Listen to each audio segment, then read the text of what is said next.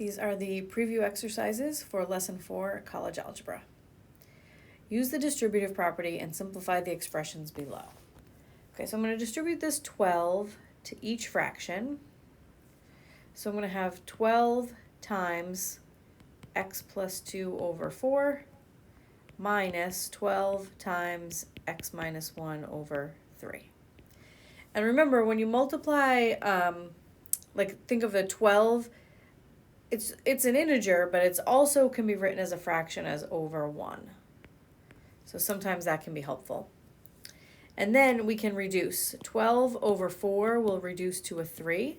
So this is going to be 3 times x plus 2 minus 12 over 3 reduces to 4.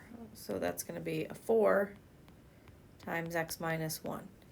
And then we can distribute the 3 and the minus 4. So this would be 3x plus 6 minus 4x plus 1.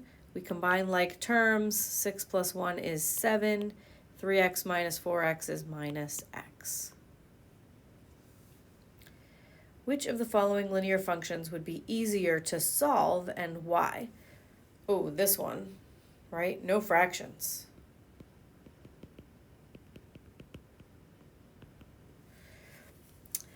So the solution to this first equation is x equals 3. The second equation is x equals 1. How could we check that they're correct? We just plug in, right? So I would say they think the solution to the first equation is 3. So that means if I make all my x's 3's, this should be a true statement. So if I simplify the left, what's in parentheses is a 5 times 3 is 15. And when I simplify the right, I have 3 minus 4 is negative 1. Negative 5 times negative 1 is positive 5. So this is 10 plus 5.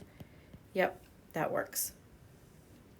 And then for the second one, they said x equals 1 should be a solution. So if I put in a 1 for the x, this should equal 1 over 6 plus 2 minus 1 over 3. Let's see, so 1 plus 1 is 2. 2 over 4 is a half.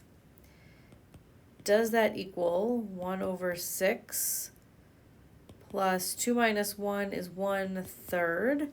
1/3 plus 1/6, is that equal to a half? So 1/2. 1 over 6 plus 1/3, I could multiply this by 2 over 2 to give it a denominator of 6, and I would have 2 over 6. So 1/2 and 3 over 6, yep, those are equal.